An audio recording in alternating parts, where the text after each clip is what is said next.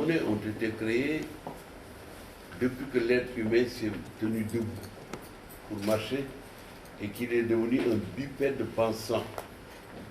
C'est l'Homo sapiens, puis l'Homo sapiens sapiens. Sinon, les êtres humains marchaient avec les 4 pieds, parce que nous sommes des animaux.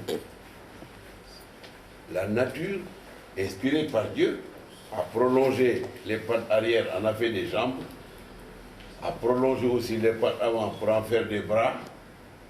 Les bras permettent d'appréhender. En latin, on dit appréhendere, c'est-à-dire saisir. Et le pied marche. Depuis cette évolution-là, a commencé le principe de l'échange. Avant que les monnaies n'existent, il y avait le troc. On échangeait un lièvre contre une tortue. On échangeait un tronc d'arbre contre l'épaule d'un bison.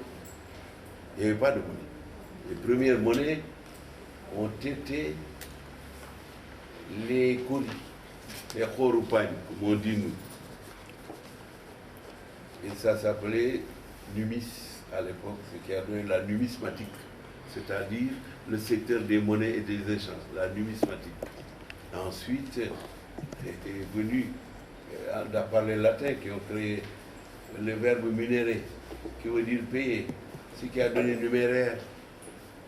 Numéraire, ça vient du verbe latin, minérer qui veut dire échanger. Donc aujourd'hui on est à l'écho. Dans 100 ans, il y aura certainement une nouvelle unité monétaire qui va être créée. Il y a à peu près 135 monnaies dans le monde, différentes. Le yen, le kwacha, l'euro, le dollar. Il y a le dollar américain, mais il y a 40 dollars avec un adjectif par rapport au pays qui utilise le dollar. Il y a même eu les dollars zimbabwéens. Le franc, qui était la monnaie des francs, c'est les premiers Français à l'époque de Clovis. Le franc, de l'époque de Clovis. Donc l'Afrique de l'Ouest a réfléchi pour voir comment assurer une intégration des économies, une rationalisation et une organisation des échanges à partir d'une monnaie commune. On ne dit pas unique, hein, mais commune. 8 pays de l'Afrique de l'Ouest utilisent aujourd'hui le franc CFA. 8. Le Ghana a sa monnaie. Le Nigeria a sa monnaie. La Guinée-Conakry a le franc guinéen, qui est sa monnaie.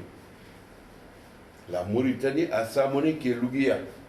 Donc vous avez là 4 ou 5 unités monétaires pour 16 pays. Puisque la CEDEAO, c'est 15 pays. C'était 16 au départ. Quand la Mauritanie est sortie, c'est venu à 15 pays. Donc à 16 pays, vous avez 4 ou 5 monnaies. À 15 pays, vous en avez 4.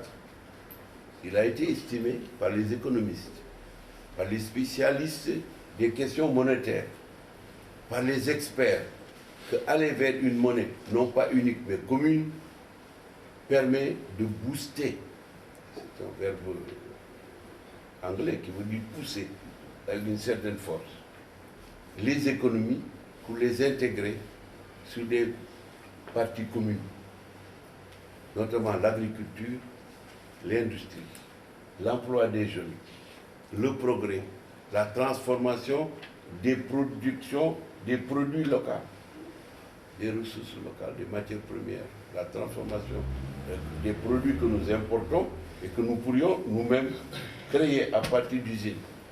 Tout ceci explique et justifie la nécessité d'harmoniser, d'unir, de coordonner et d'intégrer une monnaie commune. Et c'est ce qui a conduit, évidemment, au choix de l'ECO. Pour le moment, les 8 pays de l'UEMOA, l'Union économique monétaire ouest-africaine, vont adopter l'ECO. Le Ghana vient d'indiquer un certain nombre de conditions qui, si elles sont réunies, permettront au Ghana de venir à l'ECO. Le Nigeria est en train d'étudier entre le Naira et l'ECO comment il peut y avoir une jonction, une intégration, une fusion et une osmose. Tout ceci est possible.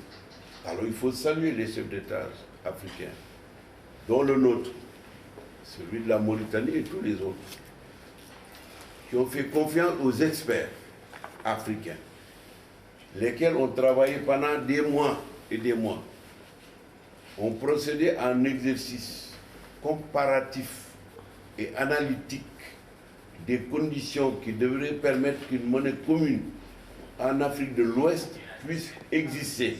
C'est ce qui a conduit à l'ECO.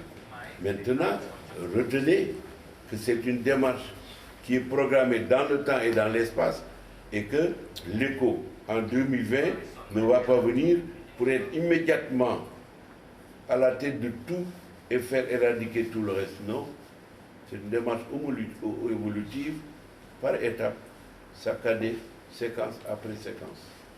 Voilà pour l'ECO.